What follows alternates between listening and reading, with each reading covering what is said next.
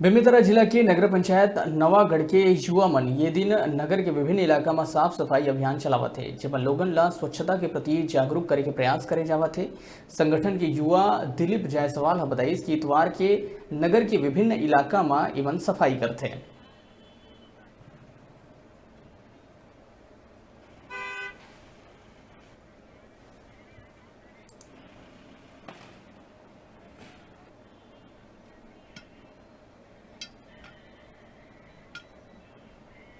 श्रमदान से सब काम हो रहा है।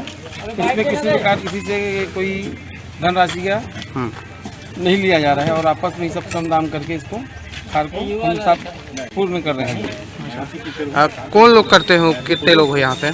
यहाँ कम लोग 20-30 लोगों की ग्रुप है जो वार्ड पार्षद भाई रमेश और बीरेंद्र जायसवाल ये सब मिल के हम लोग सब यहाँ ये कार्य करते हैं।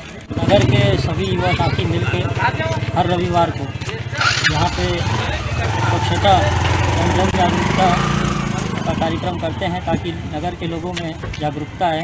निर्भर समूह के द्वारा ये जो स्वच्छता अभियान चलाया जा रहा है प्रति रविवार, तकरीबन आज 11वां रविवार है हमारा सप्ताह का, और इसके माध्यम से हम लोगों को ऐसे जागरूक करने का प्रयास कर रहे हैं जिससे लोग गंदगी न फैलाएं, और जगह जगह भी तालाब के किनारे डस्टबिन लगाए जा रहे हैं।